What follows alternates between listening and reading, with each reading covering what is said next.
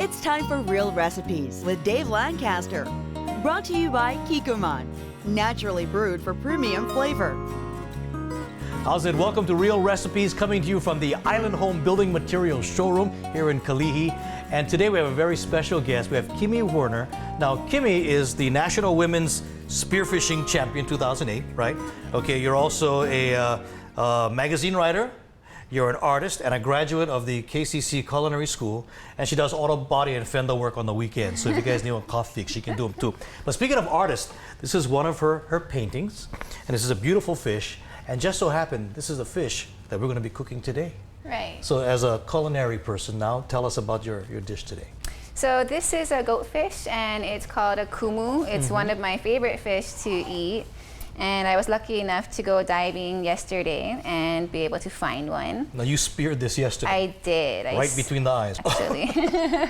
Such a pro. Lucky shot. Okay, now what's unique about this recipe? Kumus are really good to be eaten steamed. Yeah. What's unique about it is the method that I'm going to steam it with, and a lot of people will think I'm crazy, but I'm going to microwave it. Microwave it? Yes. Now, doesn't that make it rubbery and dry out and stuff? I thought it would, and when chefs in the past told me I should try microwaving my kumus, I thought they were crazy, and every time I had a nice fish, I was like, there's no way I'm going to put this in the microwave. Right. But one day I was tired, and I just tried it, and it came out so good, and it's just something I'd like to share with other people because it's an easy way, and I think everyone can do it. And you can season it with whatever you want. Some people like to put ginger in the cavity, so that's what I'm doing here. And this is called chun choy. It comes in a little package like this in your Oriental food section in any store. So it's salted turnip. Okay. And so I use it in replacement of salt, basically. So I'm just seasoning the kumu with the chun choy, and that's basically it. You can put a little bit of water on your plate just to create a little more steam when you microwave it. Okay. And then you want to wrap it. So you create the chamber for the steaming. Exactly. Basically. The heat won't be able to escape, and that's how the steaming process will cook it. Okay. As far as how long to cook it, you really just have to, it depends on your microwave, and you have to check it, but this is about a 2-pound kumu. And so I'm going to put it in for 5 minutes, and I think that should do the trick, which is just awesome. It's like a party trick. You can take this to a party, microwave it for 5 minutes, and have a great potluck dish to share with your friends. Okay, let's put it in the microwave. Yeah. Okay, so while the kumu is microwaving for 5 minutes, I have some oil here on a medium-high heat. This is bok choy.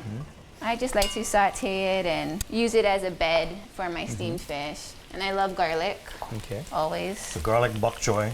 And that's really good. Basically it. Anything with garlic is really good. I saute it down till it wilts. And so we have about 2 minutes left on that kumu in the microwave. And so what I'm also going to do now is just turn the heat on for this peanut oil, because I like to garnish it with some herbs, and the peanut oil just kind of infuses those herbs, and it also gives it a really buttery texture, the sauce. And a lot of times I'll just season it with some soy sauce.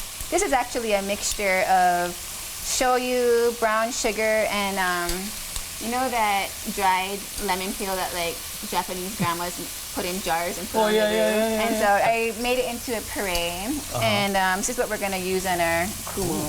Okay. Who came up with that recipe? For that mixture.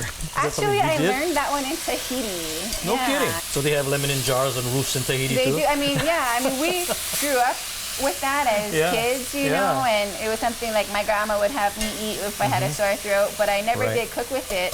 And then I went to Tahiti, and everyone said, oh, if you make steamed fish, you have to mix this in, and it tastes good. And so now we're going to see jars of lemon on everybody's garage roof for the next couple months after this show. So that looks done. And we got 20 more seconds on our kumu, so we'll see if it's ready. Okay. Okay, now the big unveil. Ooh, it looks good. It looks perfect.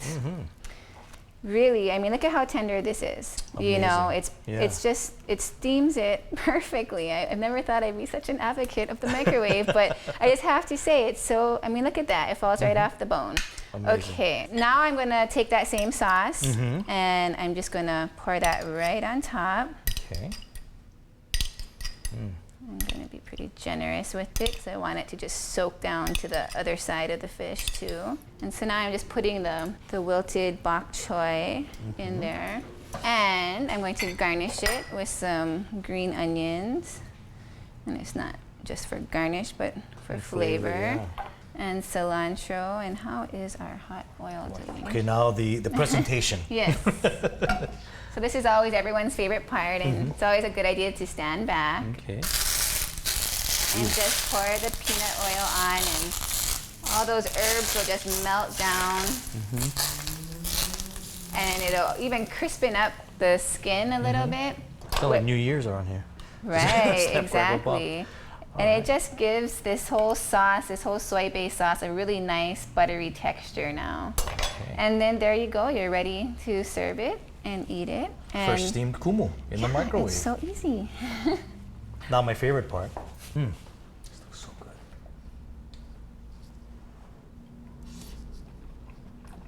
How is it? Awesome. This is so good. Real recipes. Kimi Werner, women's national champion spearfishing freediver.